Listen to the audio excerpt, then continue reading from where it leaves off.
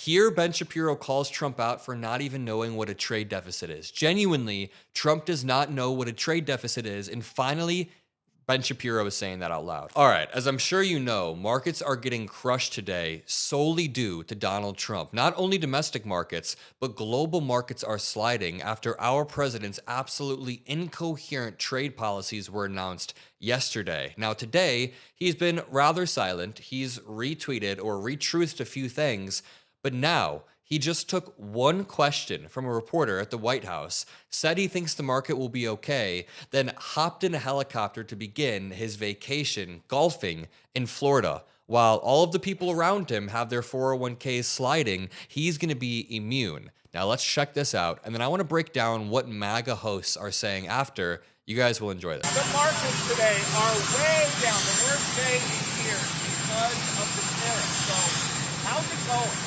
I think it's going very well. It was an operation, like when a patient gets operated on, and it's a big thing. I said, wait a minute. When a patient gets operated on, it is necessarily precise. Surgery is very, very precise. What Trump just did is not surgery. It's like cutting off all of somebody's limbs because you don't really know exactly what the problem is, and you think that the limbs are unfair or unbalanced. That's not an operation. That's not precise. That is being reckless. that this would exactly be the way it is.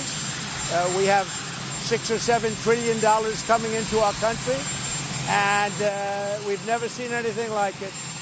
The markets are going to boom. The stock is going to boom. The country is going to boom. When? When is it going to boom? You know, Trump said day one after getting into office, but now Caroline Leavitt has been saying that our grandkids will thank us, which is kind of worrying me because it's like, I'm young. I won't have grandkids for decades. I want economic prosperity before I have grandkids, please. And the rest of the world wants to see, is there any way they can make a deal? They've taken advantage of us for many, many years. For many years, we've been at the wrong side of the ball. And I'll tell you what, I think it's going to be unbelievable. The thing that people have to talk about, we're up almost to $7 trillion of investment coming into our country. And you'll see how it's going to turn out. It's unbelievable, all right. He said it's unbelievable. Now, I have more clips to play, but I want to show you what Ben Shapiro just posted on YouTube. I know some people don't like listening to him, but he's kind of ripping into Donald Trump. He posted a video titled, "What the hell happened on Liberation Day?" And he just played a clip of Trump, and he's about to say, this sounds fun, but it's totally incoherent. Sounds cool. Sounds cool. So how are we going to actually do that? Well, here's the thing. The president's vision of international trade is, I am sorry to say, mistaken. The president seems to believe that international trade is a zero-sum game. Here was the president explaining that actually the United States is a victim of everyone else when it comes to international trade over the past several decades. Nearly a century later, in the face of unrelenting economic warfare, the United States can no longer continue with a policy of unilateral economic surrender. We cannot. This dude thinks we're like a struggling third world country. Trump doesn't understand that we are genuinely one of the most prosperous countries out there. The welfare and defense spending. Totally agree. 100%. That is absolutely true. Also, that has literally nothing to do with what the president of the United States did yesterday. It seems to be predicated. His giant tariff policy that he just dropped on the market unilaterally, probably unconstitutionally yesterday. And I'll get to that in a moment. It's predicated on a few false notions about the American economy. One is that the American economy has been a giant fail for the last 40 years. That is simply not true. This is a myth that is propagated by both parties. And I know it's a fun myth. It's something people like to believe, is that yesterday was economically better than today. And then you look at all the stuff around you, and you look at the phone in your pocket, and you look at the computer before you, you look at the internet, you look at the fact you can literally order any product at any time from anywhere on earth, and it arrives at your doorstep in 2 days at a price you can afford. And you think to yourself, would I rather live in 1980 when the only person with a cell phone was Gordon Gekko on a beach holding a shoebox to his head? When central air conditioning was kind of a rarity? When the cars, if you were lucky, had electric windows? Listen, I am, of course, not a fan of Ben Shapiro. He has enabled Trump, and he has put our country into a terrible position. But what he's saying here is absolutely correct, and I think he's starting to have that moment of realization, like, holy shit, Trump actually believes in tariffs. MAGA hosts are beginning to actually realize that Trump is serious when they thought he was joking before. Okay, was that like better? Were things better, just on an economic level? Forget about everything else. You can make a case about the spiritual level. You can make a case about the dissolution of the family. I agree with many of those cases. But we are talking here about economics. We're not talking about the life of the spirit within. We're talking about economics, which is the distribution of goods and services. So I need to start by showing you a few charts that show you that America, in fact, does not suck and has not sucked for several decades.